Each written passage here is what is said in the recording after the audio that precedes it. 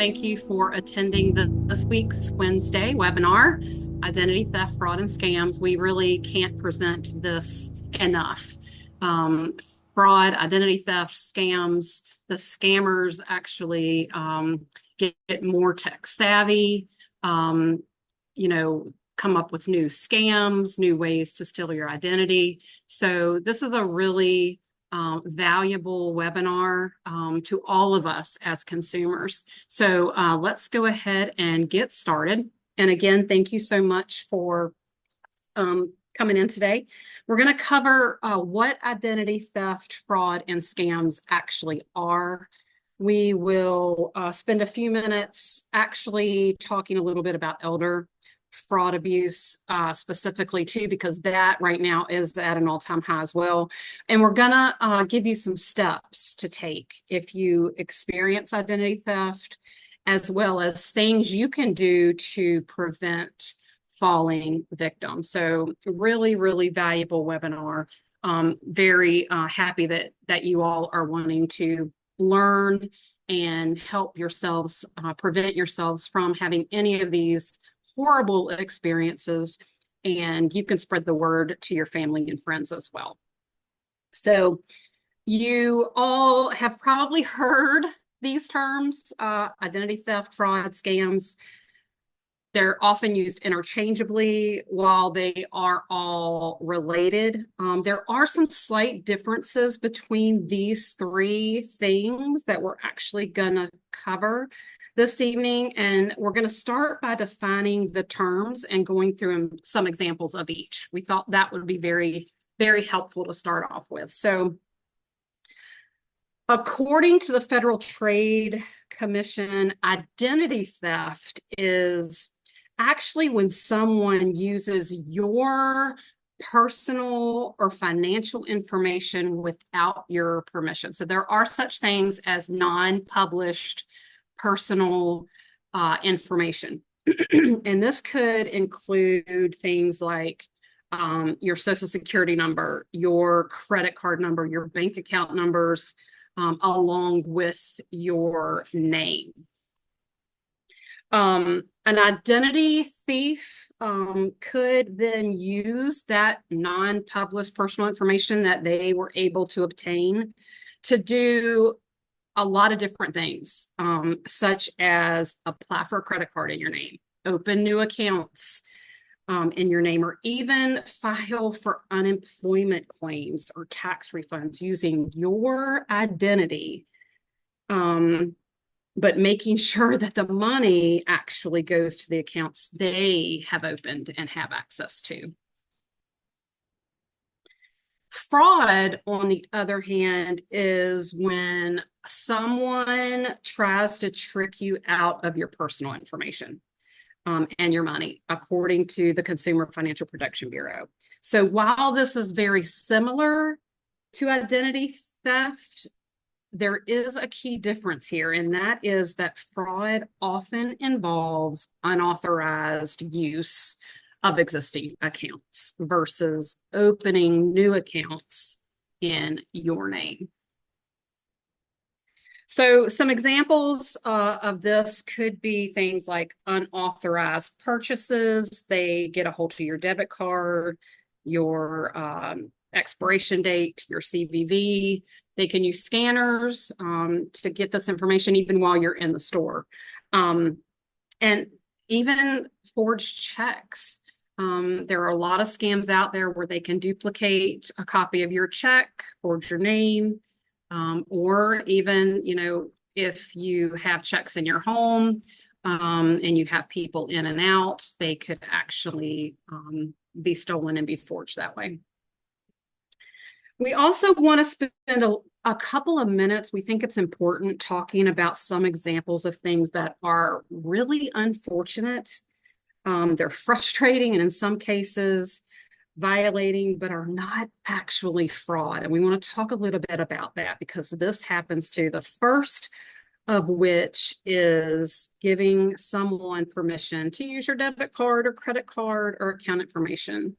And then they use it for more than you expected or more than you agreed to. we highly recommend that you don't ever do this, even if it's family. Here's my debit card. I'm home, I'm sick, and I need groceries, and you hand it to someone. We highly recommend that you don't do that. Have that person purchase your groceries and then pay them back, either by transferring money to their account, writing them a check, giving them cash. And we know this is frustrating and it's very unfortunate, but if authorization was provided to the individual and you gave them permission to use your card or your account, this is typically not considered fraud. And then another example that we wanted to give you that we thought was important would be not canceling a subscription, a membership, a free trial before you are charged. If your card information was entered, you gave them your card number, you signed up online, or you gave it to them over the phone, that gives that merchant authorization for them to charge you as agreed. And most of those calls, most of those internet transactions, they are recorded. This would not be considered fraud. It just wouldn't. You signed up for something and you didn't put an alert on your calendar when to stop that free trial, and it gets charged again. That is actually not fraud. That is a legitimate authorized transaction by you. Sometimes companies, though, are willing to refund you, so we recommend you call that merchant that you initiated that with, not the credit union, not your financial institution, because you actually gave them permission. A lot of times, though, they understand that you forgot and will credit you back what money they debited from your account. So that's really, something that you would take up with them. And then we also wanted to give you another example. If someone who is authorized to use an account, like a joint owner, an authorized user, and they use it. And this can sometimes happen when, let's say, like elderly parents add their adult children to their accounts, or maybe in cases of divorce, if you share an account access with someone you don't expect to try and use the funds, and then they do. By bringing up charges, you have to explore what steps you can take to remove them from the account or separate funds into individual accounts. You don't want to keep those accounts joint. You don't want to keep authorized users. If something has happened to that relationship, you want to take care of that really, really quickly. So in the example of a divorce, you may need, to speak to your attorney about how you are required to handle this. And then one final example of an unfortunate situation that are not actually fraud. If let's say your kiddos get a hold of your card or use saved payment information, and the best example I can give of this is the television or gaming. A lot of times adults who game or have, cable, you can purchase movies, you can purchase games, you can purchase all kinds of things, and it has saved your whatever payment method you have entered. And let's just say I'm the mom, I'm in the kitchen cooking dinner, and I know my kids are in there watching TV, and they rack up all these charges. Again, that is not fraud. But again, call that merchant, call that company, let them know, hey, you're not going to believe what happened. I was cooking dinner, my kids did this, and a lot of times they will refund you as a one-time courtesy. And finally, let's talk about one more key term, which is scams. Scammers make me so irate. I really wish there was a better way to stop scammers from scamming people. They are intentionally deceptive and try to trick people into actually providing them, your information, or giving them money. A key difference between fraud and scams is that a scam is often harder to recover losses from, as there is typically some type of authorization provided. So someone calls you, they say, this is I'm just going to make this up. This is the Social Security Department. And in order for you to continue to get your Social Security payments, you're going to need to pay us some Social Security stamps. You're going to have to buy some Social Security stamps in order for you to continue to get your Social Security money. So, first of all, they would never call you. The IRS would never call you. And don't ever interact or entertain someone who calls you on the phone telling you that you have to pay something. Always, do your due diligence. Go and try to find the name, the phone number, try to call, and don't take down the phone number that they're going to give you, because they're going to give you a phone number that's going to go right back to them. Just do your due diligence, and don't provide them anything over the phone. And believe it or not, there are such things as romance scams. I have several friends whose fathers have passed away. Whose mothers have passed away, and they have really had to watch their dads. There are a lot of romance scams out there. And, when somebody is lonely, they miss that companionship, they can absolutely fall prey and think that this person on the other end truly cares about them and wants to spend time with them. It's so unfortunate. So, when someone starts that fake relationship, and it's typically online, to build trust and eventually start asking for money, they want, the person to feel sorry for them.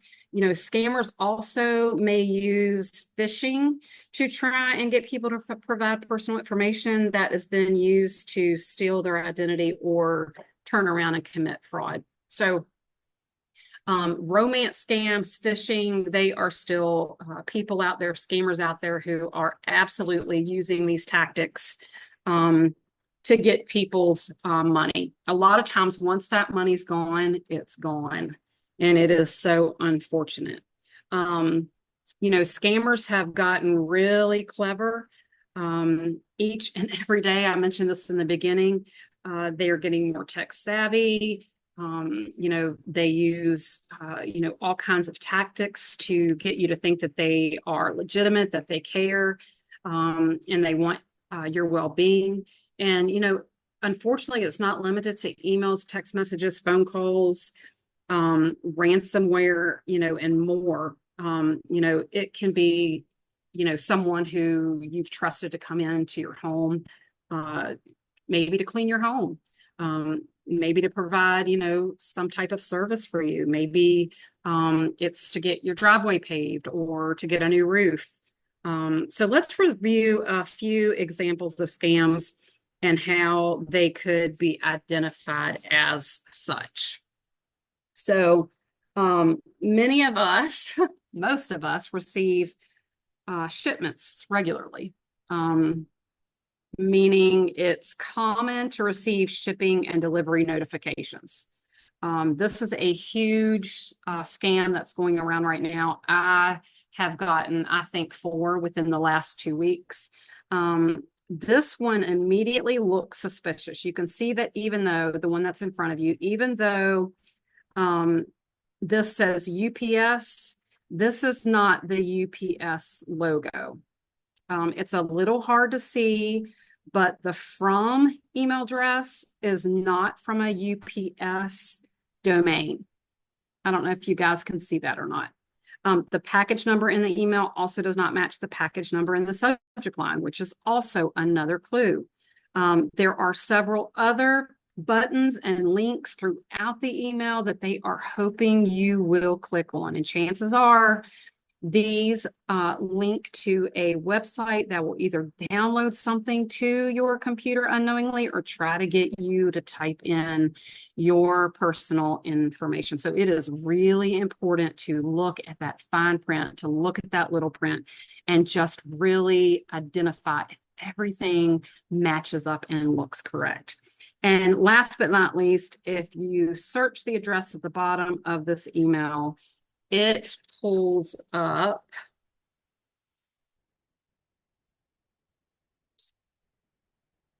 this location image, which looks nothing like a UPS facility.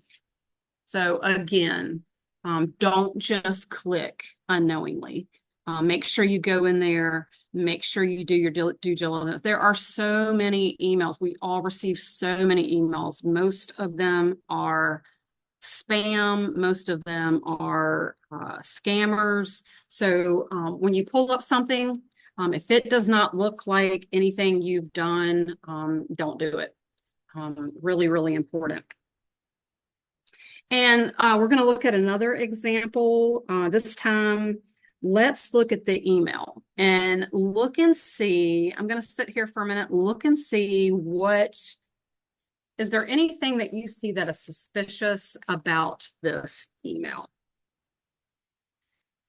First of all, I'm sure you've already noticed there are a lot of misspellings. The Gmail logo is an old logo.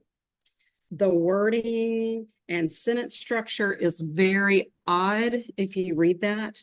The from email address is suspicious. And these links they want you to click are definitely very odd. So, there's a lot of urgency in this email. And that's a common thing that they do to try to get you just to react and click on something.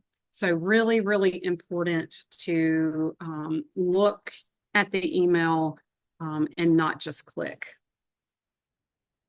So let's take a moment and I want to highlight some phony bank alert text scams. Most financial institutions become increasingly proactive. I know we have here at the U.S. Senate Federal Credit Union when it comes to fraud detection. And some send texts or make calls when suspicious activity on an account is detected. So unfortunately, some scanners are replicating these contacts to gain access to accounts. Some of the scammers are committing bank fraud by combining text messages and a phone call to gain access to your bank information. First, the scammers send a text that claims to be from your financial institution. The text will ask a yes or no question about a recent transaction. And since the text does not include a link, it may not seem suspicious to you. If you reply to the text, the scammer knows it's an active number and they follow up with an immediate phone call. The call looks like it's coming from your financial institution. This is a key part of the scam because they want to trick you into answering the call and trusting that they are from your bank or credit union. And the scammer will actually claim to be from your financial institution's fraud department. And they trick you into providing your bank information by saying they need to confirm your identity before they can secure your account. Do not fall prey to this. Some of these messages tell you to call a phone number, and if you do, the person on the other end claims to be a bank representative who can help stop the fraudulent charges. And then they may walk you through an elaborate money transfer scheme that could cost you thousands of dollars. So texts also could contain malicious links. So another example is when a text claims to be from your financial institution, you should still proceed with caution. You really should. This means, not clicking, not sharing personal information, not responding. Understand your financial institution's policies. Know that your financial institution will never ask you to send money to yourself if someone tricks you are convinced as you otherwise. It is definitely a scam. We here at the credit union would never do that. A legitimate bank representative will never ask you for your password, and you shouldn't give out any other sensitive information such as, your date of birth, your account number, because our routing number is public information. So once they get your account number, they can go right to our website, get our routing number, and then do some type of electronic transaction. Don't ever give your social security number to unsolicited callers. And if you aren't sure whether a call is real, hang up and dial your financial institution directly. Highly, highly recommend that. Go with your gut. And remember, even if a text claims to be from your financial institution, make sure that you still continue to proceed with caution, because we do send text messages here at the credit union when we see suspicious activity. So we, even here, even though we send text messages, we still want to relay the message to still proceed with caution. Watch out for fake caller IDs. Scammers can spoof caller ID. They can make it look like it's coming from a 202 number, which is a DC area code, and it's actually coming from California. They can actually spoof that number to look like a number that you are actually familiar with. So remember, here at the United States Senate Federal Credit Union, we will never ask you for your personal information via text or email. Never. We might say, hey, we think this transaction is suspicious. Please respond, yes, it was your transaction. No, it was not your transaction. We will never go farther than that. And then we will let you know exactly how to dispute or file that paperwork. So personal information includes your credit card number. Never here at the credit union will we. It's actually a regulation. It is against regulation for us to call you and ask you for your 16-digit credit card number. Even if you call us and ask us to provide you with your 16-digit account number, we can't provide it to you. We only see the last 4 digits. And that's just a regulation. Now, if you call in and we identify who you are and we know that it's you're our member, and you want to make a payment with a card, we will ask for the whole 16-digit card number. But we will only be, once we process that transaction, we will only be able to see the last four digits. And this is totally to protect you. So, if you receive a text or email from us requesting any personal information, don't ever respond.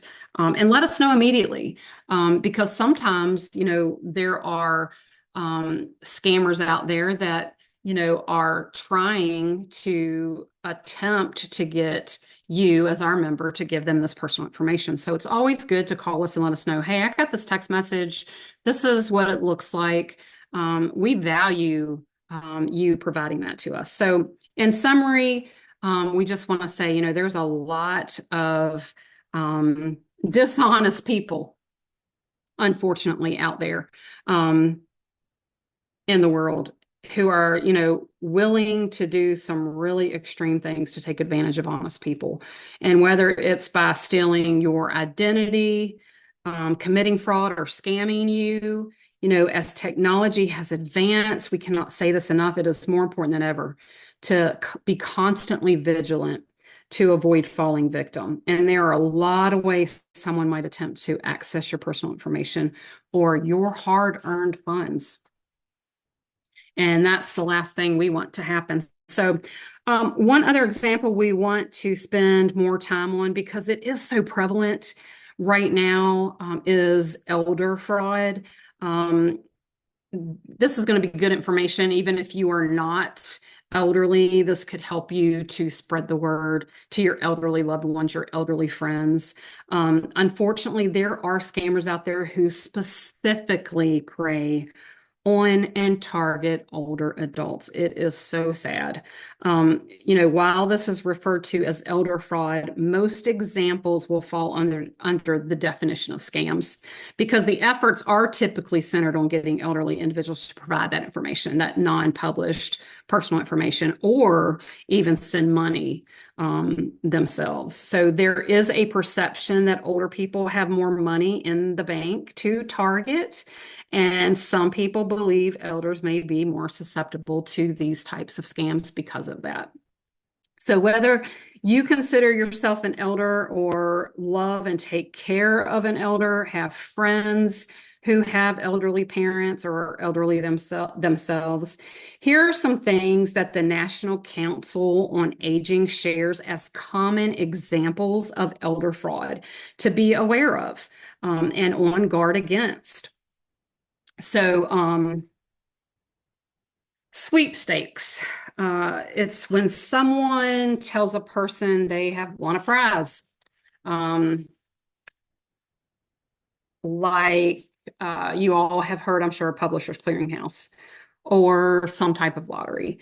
The alleged winner is told that they must send something, perhaps cash, gift cards, or money orders upfront to cover the processing fees and claim their prize. If you win something, you win something. You don't have to pay a thing if you have won something. If anyone calls you and says you have won something, but you need to send them money to get it, you know without a doubt that that is a scam. So after these alleged upfront costs are paid to the scammer, they take that money and they run. They literally take that money and run. There is nothing that you're going to receive, not a thing. And in some cases, the person may even be sent their winnings up front by way of check or money order. And then when you deposit that money, that check is no good. It's going to bounce, and you're going to be out of that money. So whatever you do, and it takes a little time for a check to clear. It's not near as long as it used to be. I mean, they can typically clear some within 2 days. It depends on what bank that check is drawn off of. But I can tell you, these checks are not going to clear before they're going to demand that you send them a portion of that money back. So if you win something, you win something. You would never, ever have to pay anything if you won. And tech support scams, we have said this over and over, how tech savvy these scammers are getting every single solitary day.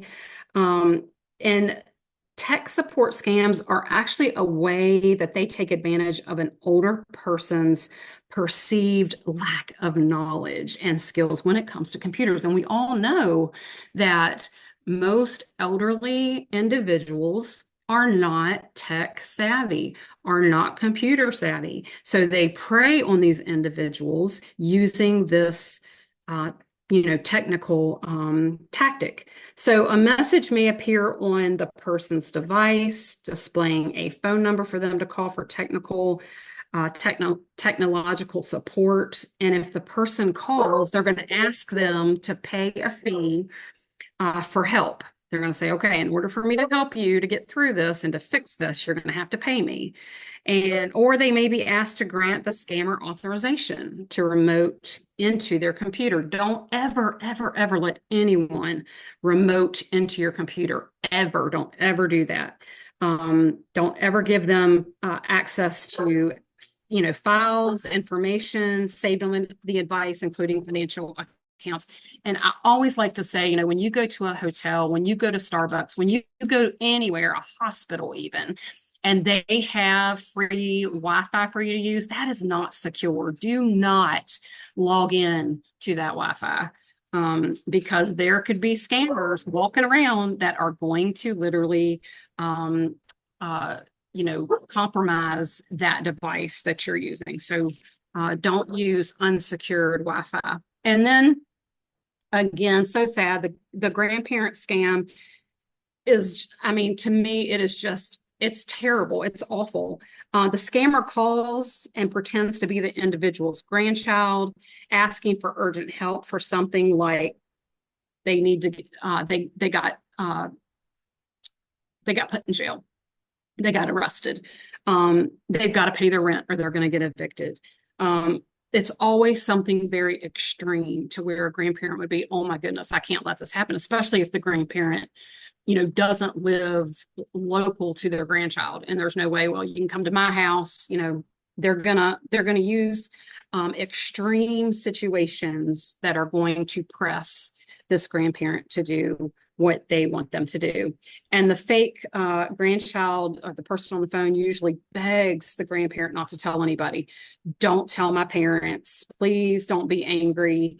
You know, please help me. It's typically very, very extremely pressing. Now, you think to yourself, I would know my grandchild's voice. But this person is going to be hysterical, and they're going to be really fast. They're going to talk really fast. They're not going to talk in their normal tone. And this grandparent may actually fall prey to that. And how many grandchildren call and talk to their grandparents all the time? This day and time, not a lot. So really be vigilant, spread the word, to anybody that that that is absolutely a scam.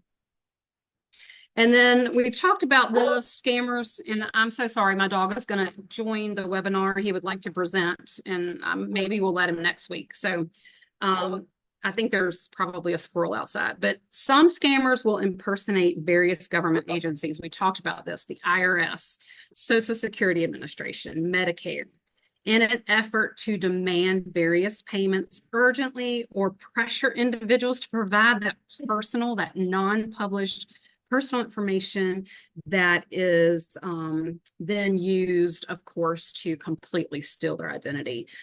This is one of the most common scams elders experience. And when you call an elderly person and you say, hey, your Social Security is in jeopardy, and this may be the only source of income they have, more than likely, if they don't know this, they're going to do whatever it takes to get their income, to be able to buy their groceries, to be able to live. That's why it is so sad. The actual scammers, like I stated earlier, they spoof the actual government agency phone number. This actually happened to my mother-in-law. She got a phone call from a 202 number, and that's the example that I used. They told her in order for her to continue to get her Social Security, she had to pay these Social Security stamps. And unfortunately, she did it. So she was completely out of that money. Very, very sad. And once you send the money, it's over. It's most of the time that money is going internationally. It really is. Most of the time, it is someone calling, not in the U.S. So really, really need to be diligent of that. So sometimes, despite even taking, careful precautions, identity theft, fraud, and scams can absolutely still occur. And this can be, first of all, scary. It can be frustrating. It is absolutely violating. And for some people, it's really humiliating. And we here at this credit union want you to know that if you experience identity theft or fraud, you are not alone. And we are going to hold your hand through this entire process, because it is daunting, it is long, and that is why we are trying to provide this financial literacy, these webinars, to help you be able to discern when it is for real and when it isn't. Most of the time, I hate to say it, it's not going to be for real. So, let's talk about both signs to watch for and some steps to take as soon as you recognize something might not be right. So if you notice any unusual transactions, make sure most of our members receive their statements electronically. We send an email to say, hey, your July statement is ready for you to view. Most members don't even go in and view them. It is so important that you go in every single month and you look at your statements, whether it's your credit card statement, whether it's your account statement. I don't care where your getting the statement from, whoever, any statements that you get, please look at them, go over them. If that's when you're going to notice if there's an unusual transaction on your account, and you're going to want to take action immediately, even if they are small charges. A lot of times scammers will push through very small charges like a couple cents, $1. All they're doing is trying to confirm whether or not that account or that card is active or not. They just are trying to see, am I wasting my time or am I not wasting my time? Because if they're wasting their time and nothing happens and that transaction does not come through, they're going to move on to the next one. They hope the charge is small enough to go undetected by the account holder. So that's why it's so critical that you look at your statement. Or they hope you may just ignore it because it's so small. Like I stated, most members don't even look at their statements. Make sure that you do. If the charge is not blocked, if you don't see it and you don't block it, you don't dispute it, they're probably then going to push for a larger charge through that account, hoping that you have money in there. And if you notice a charge you don't recognize, do a little research. Sometimes valid transactions do come through under unexpected names. Think back to where you spent money recently to see if the amounts line up, and do a little bit of online research under the name connected to the transaction. And if you're unable to put your finger on what it is, reach out to us, reach out to your financial institution. A lot of times we can see a little bit more in the back office of that transaction that you can, and we can dig a little deeper and help you. Don't just ignore it though. If you don't recognize it, make sure you contact us. And then all of a sudden you stop, receiving bills. I mean, it might be a relief to us, but we still know that we have them. And all of a sudden we stop getting them. That can be a huge sign that someone has gained access to your accounts and changed your contact information to avoid you noticing the unauthorized account usage. So if you stop all of a sudden getting bills, that's a red flag. And on the flip side of that, I know we all get a lot of junk mail, but if you start receiving credit cards or statements in the mail that you do not apply for, this can be another sign that someone has used your non-published personal information to apply for credit using your identity. So I know a lot of us get those credit card offers in the mail. My recommendation is that you at least open it and look at it. And make sure you shred your mail. We just had a shred event at our Bowman location, and it was a huge success. So hopefully you have a small shredder. Just don't put it in the trash can. Another sign that someone may be using your identity is all of a sudden, unexpectedly, you are denied for credit. And that you have always paid your bills on time. You have a good credit score. And keep in mind, when you bank online with us, you can sign up to get your Experian credit score every month. And it doesn't impact your credit score. It's not a hard pull. It doesn't impact it at all. And at least you know about what your credit score is. And you can either improve on it, or that whenever you apply for credit, you're going to be approved. So if you're all of a sudden denied, make sure that you dig deeper and you find out why. And finally, whether you're, combing your credit report after a credit denial or simply reviewing it for accuracy, which we highly recommend that you do at least once a year. Right now, you can get your free credit report, not your FICO score, but your credit report, which is going to show who you owe debt to, how much you owe, what your payments are. That's the important pieces to be able to determine if there's something there that you did not apply for. You can get that once a week since COVID. Consumers are now able to get that that credit report, that history once a week, whereas it used to be you only got it free once a year. So highly recommend. We only recommend annualcreditreport.com. They actually work directly with the FTC, and that is who we highly recommend that you use in order to obtain that credit report. And then, if you notice any of these things, take a deep breath. Like we mentioned, experiencing identity theft, experiencing fraud, experiencing a scam, it can bring a lot of emotions. And this is not your fault. You're not alone. And we want to make sure that you know that. Don't feel like you can't turn to anyone, because you can. We are going to help you, and it is going to be okay.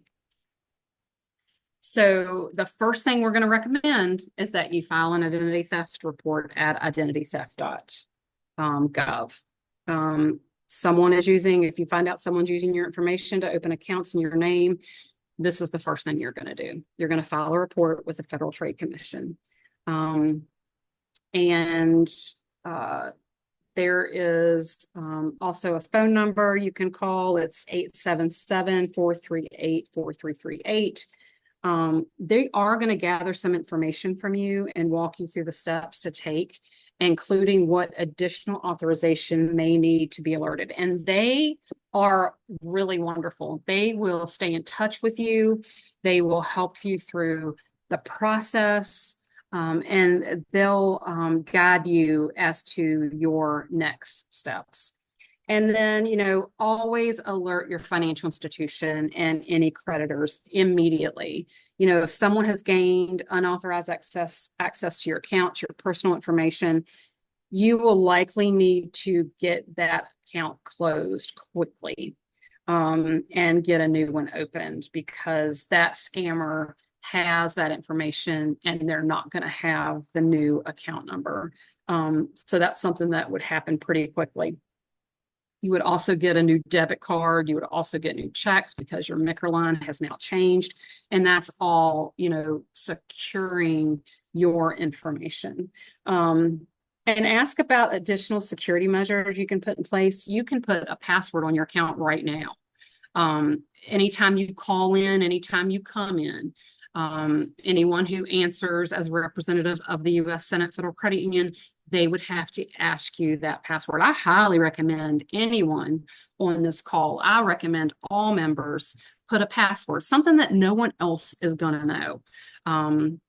Only you are going to know that. And let me tell you, let's say you do it. Let's say tomorrow you call in and you don't have to do anything with your account. You don't have to call in again for 2 months. And I answer the call and I say, okay, Ms. Jones, what is your password? And you say, oh gosh, I have no idea. I'm going to require that you electronically send me a copy of your valid driver's license, because a scammer is not going to have that. I'm not going to ask you any other questions. I'm going to make sure that it is you. And then once I have validated by seeing your valid driver's license, then I'm going to ask you some more out-of-wallet questions. And then I'm going to say, Mrs. Jones, this is what your password is. Do you want to keep your password, or do you want me to remove it, or do you want to change it? And then we can move forward with your financial need. So highly recommend. You also may want to file a police report. We also recommend that you go to your local police department and let them know what happened and file that report, depending on the type of fraud that has occurred. That's also another, advantage to you. And place a fraud alert and freeze on your credit report. And you don't have to wait until something suspicious happens. You can do that now. I cannot tell you how many consumers apply for membership here. They've never had an account here. They're applying for membership for the first time, and they are savvy consumers because they have a freeze, a fraud alert on their credit report, and they are just being proactive, because if their identity is compromised and that person goes to apply for credit, There's a phone number that you give the credit bureaus, and the lender, whoever that person is applying through, they have to call you on that phone number. And that's not going to be a fraudster's phone number. That's going to be directly to you. So, go ahead, place a fraud alert, freeze your credit report. It doesn't take but a second if you truly need to apply for a loan to unfreeze that, or you can even have the credit bureaus give you a PIN number, and you can provide that PIN number to the lender, and they can pull it right then and there. So, a credit freeze, it's a good idea if you're concerned someone may try to use your information, even if they have not done so yet. If let's say you lose some documents containing personal information. Let's say you lose your phone, and unfortunately in your phone you took a note and it's got a social in there, it's got a password in there. If you're going through a messy divorce, more than likely your estranged spouse is going to know all your non-published personal information and could use it to do something fraudulent. And then change your passwords and enable multi-factor authentication. That's something that we do, the two-factor authentication here. If you go to log into your account and you do not know your password, it's just another added layer of security. If someone gets a hold of your information that shouldn't have it, one of the first things you want to do is this. You want to change your passwords in all accounts immediately. You're going to enable multi-factor authentication as well, meaning someone will be unable to hack into the account and change the password without also having access to your phone or your email to confirm their request to change. I highly recommend you use your phone number, because email, unfortunately, can be compromised pretty easily.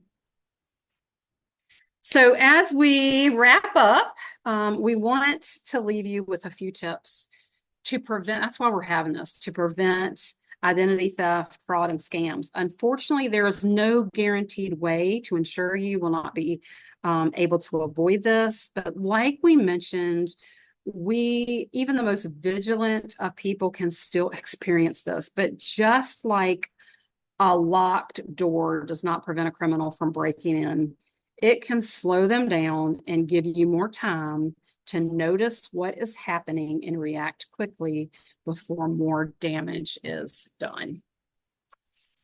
So ways to protect yourself. First, if someone reaches out to you, whether it's by phone, by email, by text message, and is being very high pressure and urgent with their demands, pushing you to take action without really thinking it through or processing it, consider this a huge red flag, especially if the communication is unsolicited or unfamiliar. It's extremely rare that something would truly need such immediate attention that you cannot take the time to confirm the legitimacy of the request first. So as a general rule, never, ever give personal or financial information to anyone who you did not initiate communication with. So very important. And then another way to protect yourself is to know what to look for by staying up to date on common scams. Knowing what other people have experienced can help you be alert to similar scam attempts. That's why we gave you quite a few examples. Sometimes scammers will target similar groups of people in similar areas. So really keep an eye out on the news for scams that may be popping up near you. You can also install trusted software to protect your devices from, you want to protect yourself from cyber scammers. Additionally, be sure to always create a password for your device. If you leave your computer, your tablet, your phone somewhere accidentally, and it ends up in the wrong hands, a device password could be the difference between someone stealing your identity or not. So I know it can be, frustrating or maybe even a hassle to have that password, that face identification on your smartphone. It is really so important, because you could be at the grocery store, you could accidentally leave it in the cart, and someone who is not honest could pick it up, and they're not going to be able to do a thing to it without that Face ID or that password. So it's really, really important. And I have mine set a crazy time, like 10 seconds, 20 seconds. And it irritates me to no end, but I am terrible about not being able to find my phone. So just an added layer of protection. And it's also really especially important to check on any websites you will be entering personal or financial information into. Again, really, really be careful. And then, consider using a trusted, secure password manager on your device to make it easy to keep track of your unique passwords for each account. It's also extremely rare that a financial institution, creditor, or government agency would reach out to you to ask you to provide that non-published personal information unsolicited. They're just not going to do it. We are not going to do that. So assume that anyone initiating contact with you and asking you to provide information by phone, email, or text message, just go ahead and tell yourself they're a scammer. I mean, just do it. Just say, okay, this is a scam, and don't proceed. It's all about using your due diligence. Any financial institution or government agency would actually be really glad that you're keeping your information safe and would encourage you to do this and to verify the request first. So again, just really being vigilant. We mentioned this earlier, but it's also important to keep an eye on your credit report to watch for unauthorized activity and those statements. Make sure you're looking at your statements. And, we already said this, but I'm going to say it again. You can do this for free at annualcreditreport.com. That is the one most financial institutions we here at the credit union refer you to. If you're concerned about someone stealing your identity, remember that you can place that freeze, that it's completely free to put a freeze on your credit report. You can put a freeze on all 3 credit bureaus because they all work together now. So really that would ideally prevent anyone from being able, and I talked about it early, to open any accounts in your name, apply for any loans. So ways to protect yourself, trust your instincts. So important. If something seems off, go with your gut. More than likely, you're going to know by the person on the other line, by what they're asking, what they're saying. Your gut is going to tell you whether it's legitimate or not. So trust your instincts. Don't be afraid to ask questions or ask someone you trust for their opinion on the situation if something just does not feel right. It's so much better to be safe than sorry. I also talked about this earlier. You can access your FICO score through our FICO credit score simulator. This will help you to understand how your financial choices affect your credit score. Opening a new credit card or even taking out a mortgage, you'll be able to easily predict how different financial decisions will impact your FICO score. And this is a free service provided to you as our member. The United States Senate Federal Credit Union, we give this service to you, our member, for free. So accessing Experian credit in your FICO score through this platform, like I said earlier, and it's important for me to say it again, it will not impact your credit score. And then, set up customizable alerts. Another online banking tool that is completely free to help you in the efforts to combat fraud. Account alerts and notifications. If you're not already using account alerts, now is a great time to start. They help you keep track of your finances and protect you against unauthorized transactions. So you just log into our website or our mobile app, and you can set up account and transaction alerts to get notifications via email or text. Card management, if you have a card with us, it offers you the security and ability to quickly report a lost or stolen card, activate a new card, control card uses directly within online banking or the app, and that's 24/7. So regularly monitor your accounts, make sure you're looking at your statements to make sure there's no unauthorized activity on your accounts. And by setting up these customizable alerts and using our card management feature, you can ensure that your accounts are always monitored and secure, giving you what's most important for us to give you, and that's that peace of mind and better control over your finances. So, resources to safeguard against identity theft and financial fraud, you can see in front of you. Check out the resources hub from our partners at GreenPath. We talk about GreenPath and your financial wellness frequently. And that is actually the end of this presentation. And really hope that it was valuable to you guys. Really appreciate it. So I'm going to turn it back over to Carrie and Andrea. Awesome. Great job, Kim. And Andrea, we'll jump right into the questions since we're coming up on time.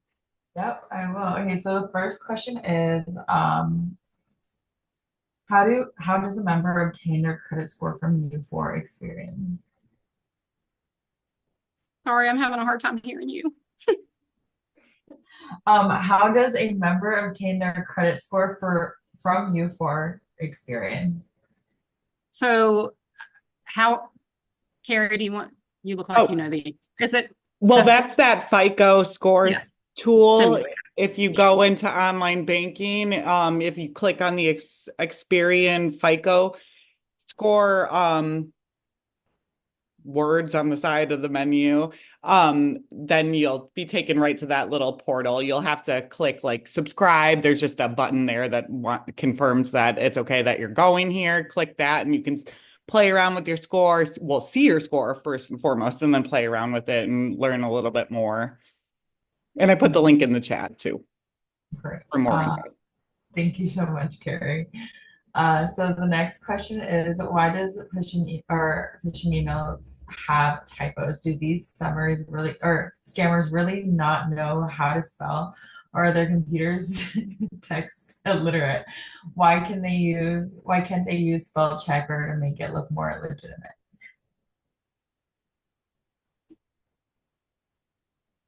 Oh, I think you're. I couldn't get myself off mute because they want to move on to the very next person. This is a very, they might not be able to spell, but they are always trying to get an account, a person who is going to fall prey. So they're going to type it up really quick. Most of the time when you open an email, most of the time we read maybe 10 words out of a 100-word email.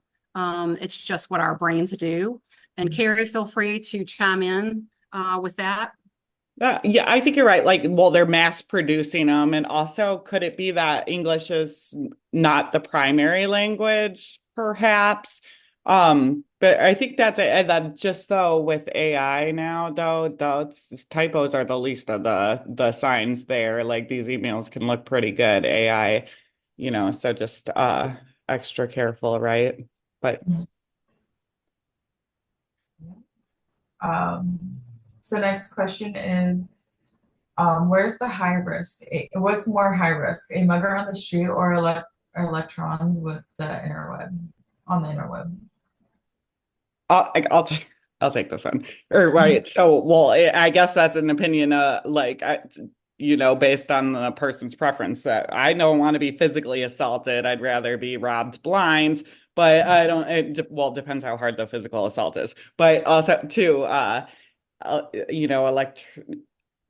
computer fraud or whatever the electronic form of fraud that can cause damage well into the future, through credit accounts or all that stuff. Mitigate the mugging problem by carrying less cash, but you still have the physical assault. So I'm not sure. Personal preference there. So true.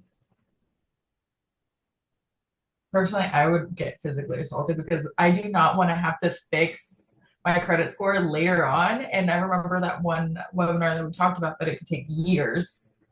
So personally, don't want to work on that. So the next Scary. question Both is, are very scary. that's true. That is very true. If someone has a freeze on their or credit report, do they need to a fraud alert too? So you can put a freeze on your credit report without having a fraud alert. A fraud alert typically says to the lender or whoever you're applying through, it says, hey, my identity has been compromised in the past. This fraud alert is for you to, before extending any credit or accounts in my name or social, please call me at this phone number. So it is, or you can just put a freeze, which means no one, no lender, no one, your insurance company, no one can, your, let's say electric, water, if they pull credit, no one will be able to pull your credit until you either give them a PIN number or you unfreeze it for the time that they need to actually pull it real quick. Thank you so much, Kim. So the next question is, what is the process of reporting a lost or stolen credit card through an online banking, and how quickly can I get a replacement? Do you want to take that, Carrie, or I can? Okay. So what's really nice about our online banking platform is you have that card management tool that you can go in. So let me give you an example. So I went to the grocery store, then I had to go to Target, and then I went to a lot of different places running errands. And the last place I went, I could not find my card. I came home, carried all my groceries in, went to do something, looked for my card, and it wasn't in my wallet, it wasn't in my purse. So I immediately went online and locked my card. I turned my card off. And I thought to myself, it's dark. I really don't want to go outside. I'm going to leave my card off until I can go and really look through my car tomorrow morning. So the next morning I went in, it had fallen between my seat and the console. I got it out. I came back in the house. I logged back in and I turned my card back on. Literally that simple. So you can turn your card off and then you can choose the channel of communication you want, need, and deserve. You can send a message to the secure online portal. You can call us, and we will be happy to guide you through that process of getting a new card. And I think, Kim, does it take 5 business days if you because you can also through the card management features report it lost and stolen. So you'd or report it stolen. So just with a couple of clicks, but does it take 5 business days if you do it that way or I'm not sure. I know it's longer than if you just called us. So if you want, I mean, your card will automatically not be able to be used. However, if your card has unauthorized transactions, there are forms that you have to fill out, that you have to sign, and it's just quicker because if you call us, the representatives on the phone take care of it right then and there. You don't have to wait in line. And those messages online come, we take those by, order, how they come in. So it could just be quicker. I hope that helped. You can also, if you're lucky enough to live in the DMV area, Oh, yeah. you can go in and they'll print it instantly. So if you work in the Senate building and near the Hart branch or Alexandria, stop in, they can use the instant issue machine to print you a new card. But so those are just some options. All right. Hopefully that helped. Please let us know if it didn't. Just Yeah. type it in the chat. So I believe this is the last question. What is USFCU doing to train employees to protect credit union members from scams? For example, if a member comes in to withdraw 5,000 in cash 3 times in a short period of time, would that raise any red flags? I'm going to look for that question and read it because I want to make sure I understand it. It's the second to last text. What is USSFCU doing to train employees to protect credit union members from scams? For example, if a member comes in to withdraw 5,000 in cash 3 times in a short period of time, would that raise any for? Absolutely, it would. And I want you to know that these webinars that we have with you, our member, we also have these webinars with all employees of this credit union. Not just this webinar. We are tasked with taking scam, fraud, identity theft classes, courses. We have to pass tests. Our credit union holds security to the utmost highest level. We really do. So I can promise you that we will do everything we can to protect you. And the reason we have this webinar is there are going to be times when a scammer, a fraudster, potentially calls you, emails you, and we're not there. So, we're hoping that you protect yourself just as much as we do. And a lot of the trainings are federally mandated for SARS and all that stuff, and even marketing has to take them. And if you don't know what a SAR is, it's a suspicious activity report that Carrie's referring to. So, yeah. And there is another question in the Q&A thing. I'll read it out loud. Are CDs safer from scammers than cash? Are Apple products safer? Okay, so we'll take them one at a time. Are CDs safer from a scammer than cash? I'm going to say yes, that a CD is locked in and can't be touched without a penalty. So you are not going to be able to do anything with that CD without contacting us, and which means we are going to pre-authenticate you if you call by phone, and then we're going to ask you more security questions. We are going to make sure that you are our member before we do anything that you're asking us to do with that CD. And there's no MICR number with a CD. So it's not like checking, savings, money market, where if someone got a hold to that number, they could find our routing number and do something electronically. There's no MICR line with a CD. And as far as Apple products go, I have no idea. I can't answer that question. Sorry. Mr. Stan might be able to answer that question. I'm Andrea. Mr. Wong's on here. Yeah, just in case he can. Andrea, you want to take him off mute? Well, just in case. I don't want to put you on the spot, Mr. Stan. But and then how often should you change your password? Passwords, I would change them often if you are prone to shop online. If you use unsecured Wi-Fi, changing your password monthly, quarterly. I've always heard the rule of thumb was every 3 months. Okay. Just for good housekeeping purposes.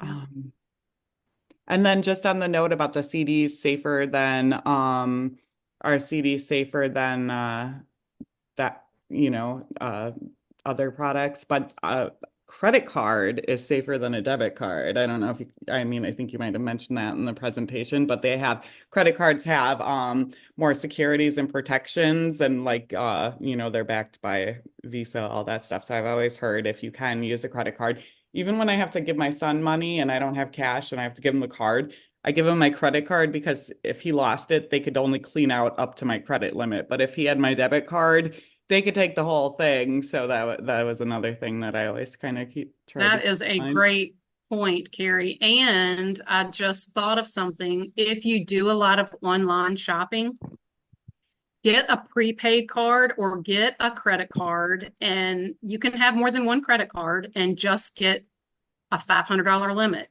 a $200 limit. That way, if it's ever compromised, like Carrie said, that's the most they could take. Versus, if you had a $10,000 limit, or it's your checking and you have a savings and you have a money market, and they're all tied to that debit card. Good point, Carrie. Mr. Stan, are you there? Can you hear me? Yes. So Okay. do I you was have gonna any just send a insight? response. Thank you.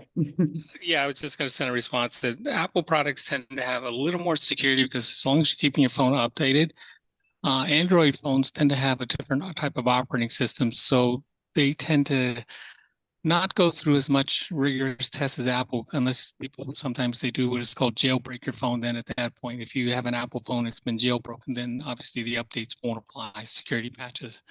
But if it's an Android phone and you keep this security patches update, it's pretty safe. But a lot of times I see more people putting malware into Android devices. But again, like I said, it's not, I don't want to scare anybody. It's just that it's more like open software where people can create code to more applications. That's why a lot of times people like the Android devices because there's a lot application software you can build, whereas Apple has to truly test it through their store before they actually let you put software on there. So it's just a from my perspective, I just feel a little more safer having the Apple be a little more truly tested because it's a different type of operating system. So that's how I feel. Again, everybody might feel different about their phones because they want different things to work in a certain way. Thank you. I knew you'd have some insight. And yeah, as long I feel like I always read as long as you do the security patches, Android or Apple, and then the things like don't go on public Wi-Fi. If you have to be on public Wi-Fi, don't access any financial or personal information. Careful when you're downloading apps, all that stuff. So thank you, Mr. Stan. And No I problem. saw one more question come through. Is using PayPal safer than using your credit card directly? Kim, if you have anything to add, but I'll start by saying I don't think so. Because I see PayPal scams all over the place when I'm like reading, researching, just on social media, all that. There's PayPal scams for well, like a lot of them. But again, the credit card is protected by, let's say, Visa, backed by the power of Visa, all that stuff. So I feel like a credit card, actually, I feel like I know that a credit card is much safer than PayPal. Kim? I agree with that. And I'll be honest, I don't do PayPal. I do not use any cash apps at all. Um, Within our online banking platform, you can pay a person securely. And that's pretty much what you're doing with PayPal or Cash App. A lot of people, want you to pay them for a product, especially if they don't live in your area. I'm gonna make them invoice me. I'm going to make them do something different because I don't use any of those platforms just because I worked in the contact center for 15 years. And that's the most fraud that we saw was PayPal and those cash apps. Sorry. I think that's good advice. It kind of goes back to what we were saying, like with the checking account number and stuff. You have, I mean, I use Venmo sometimes because I have, need it sometimes, but you have to enter your checking account number. So, again, credit cards are safer than checking because, well, they have more potential to steal more from checking depending on your limit. I don't know. But again, with the credit card, there's more fraud protections and you're more likely to get reimbursed for fraudulent charges on your credit card. That's right. That's right. Because you're working with a third party PayPal, and really PayPal is responsible if you are compromised, not your financial institution, because you actually authorize them to use either your account number, whatever, you put in there to pay that vendor or that person. So yeah, I agree. I'm going to throw it in the chat too, but we just wrote an article last week on avoiding mobile payment app scams. So you might find that a little bit useful. Try to make it clear, concise, to the point. So I'm going to go ahead and throw that in the chat while Kim says goodbye and whatnot. All right, you guys, if that's all the questions, again, thank you so much. Join us next week. We're going to be talking about credit card reward points. Back to school, you get 10 times the points. You definitely want to go ahead tomorrow or before next Wednesday, go ahead and apply for our credit card if you don't have it. It is the best card in the nation. It really, truly is. There are hardly any fees at all. The rates are low, lower than a lot of other credit cards out there. And again, we're going to be doing 10 times the points for back to school. And you can use those points for relatively anything. So join us next week. We would love to have you back.